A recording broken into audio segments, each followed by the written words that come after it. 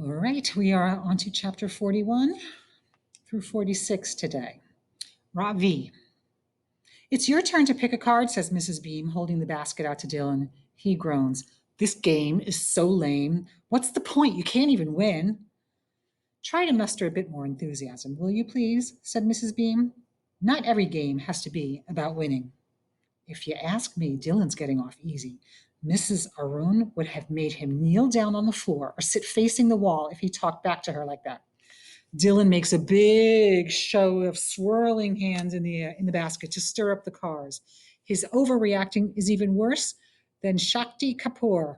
I can't even believe I ever wanted to be his friend.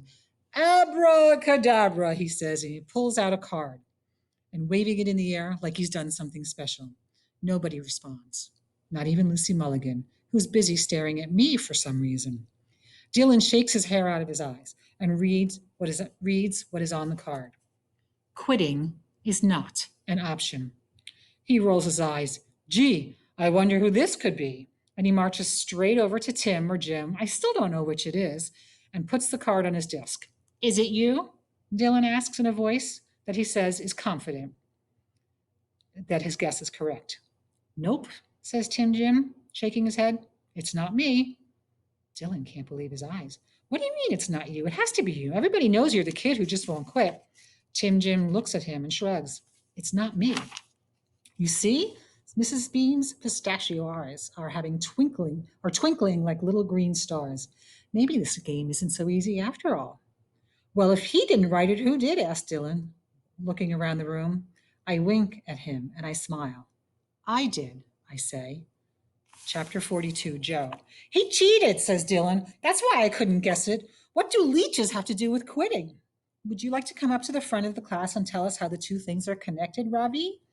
Personally, I would have been sweating bullets if Mrs. Beam made me stand up in front of the class. I'm sorry, let me start that over. Personally, this is Joe speaking.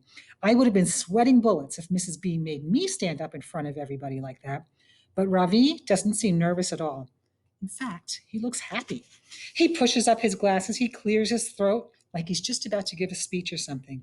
I'm listening, but I'm also keeping an eye on Dylan in case he tries to mess with Ravi's leeches while he's busy giving his speech.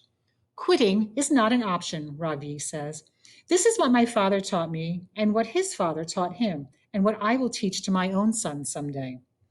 Big deal, says Dylan. What does that have to do with leeches anyway? I told you he cheated. Shh, says Mrs. Beam. Go on, Ravi. Ravi pushes his glasses up again. I haven't prepared anything else to say, but I could tell you a story if you like. Chapter 43, Ravi. I rub my nose, push up my glasses. My hands are shaking a little, so I fold them together the way we were taught to do in elocution class at Vidyar Mundi. For many generations, my family has worked with tea, I begin. When my grandfather was a young man, he worked in the tea plantations. His job was to protect the tea pluckers from wild animals that might be lurking nearby. I looked around the room. Everybody was listening. Some are even leaning forward in their seats. I decided to bring a little more drama into the story by adding a few details that Peripa had not included in his version. Have you ever been attacked by a porcupine or a wild boar? I asked, pawing the ground with my foot. Have you ever seen a panther crouching in the grass ready to pounce? Or been stuck in the middle of a war between two angry elephants? I pause and look around the room for dramatic effect. All those years of elocution lessons are really paying off. Imagine it is monsoon season, I say. Imagine the ground is still damp from a heavy rain. A perfect hiding spot for the most dangerous creature of all, more dangerous than a porcupine or even the panther. This animal can latch onto you and bite through even the toughest flesh with 300 razor-sharp teeth. What the heck, says Jax. Be quiet, Caleb Burrell tells. I want to hear about the teeth. This is no time to lose momentum. So I take a deep breath and I dive back into my story. Well, my grandfather battled these tiny Draculas in disguise every single day. Imagine yourself plucking tea under a hot sun when you suddenly realize you are surrounded by these vicious black worms waiting to fix themselves on your body and drain your lifeblood out. Look, there's one between your toes. Be careful, there's one behind your ear. Believe me when I tell you, these dreaded blood-sucking leeches can even crawl up your nose. Just as my tale is beginning to climax, I am interrupted by a loud, choking sound. A moment later, the air is filled with a horrible smell. Check it out, shouts Dylan Samreen. Emily Mooney just blew chunks. Oh boy, do I have connections to that. Okay, maybe I'll tell you in class one day about my leech story. Chapter 44, Joe. Apparently, all that stuff about giant blood-sucking leeches climbing up your nose got to Emily, and she barfed up her breakfast. Kids are running around and screaming. Dylan is laughing. Emily is bawling, and Mrs. Beam is calling the office to tell them to send the custodian down to 506 quick with a mop. I feel bad for Ravi. He was having such a good time up there telling his story, and now all anybody can think about is Emily's barf. Miss Frost was right.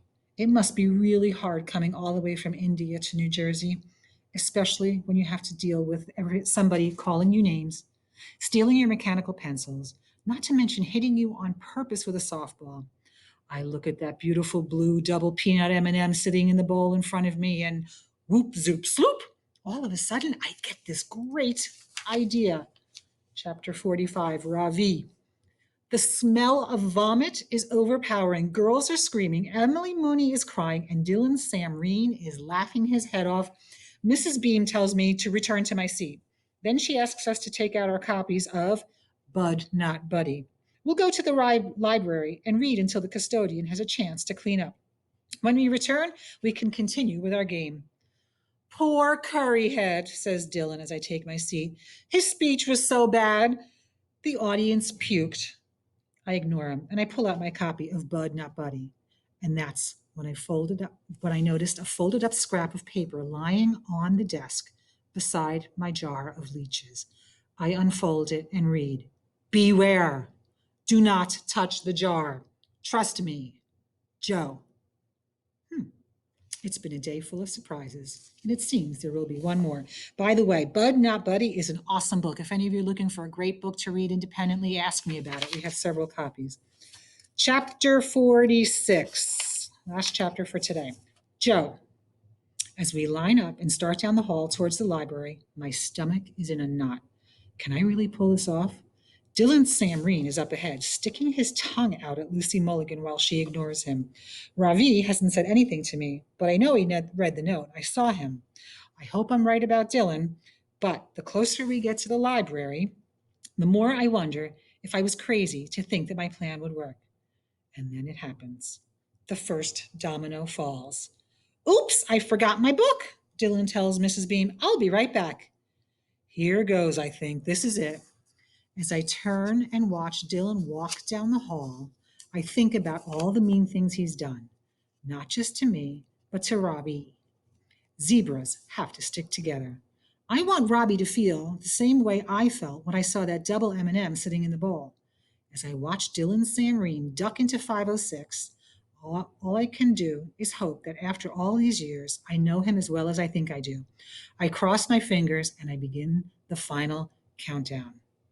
10, 9, 8, 7, 6, 5, 4, 3, 2, 1. No! The door bangs open, and Dylan comes flying out of room 506 like a bat out of you know where.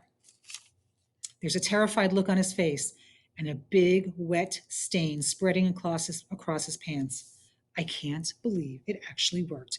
When I saw Dylan eyeballing those leeches earlier, I knew it was only a matter of time before he tried to swipe them. And like everything else he's taken, I knew where they would end up. Dylan is jumping up and down, swatting at the front of his pants until finally the glass falls out from the bottom of one of his pants legs and rolls across the floor. Talk about an epic scene. And that's it for today. Stop and jot. Lots to write about.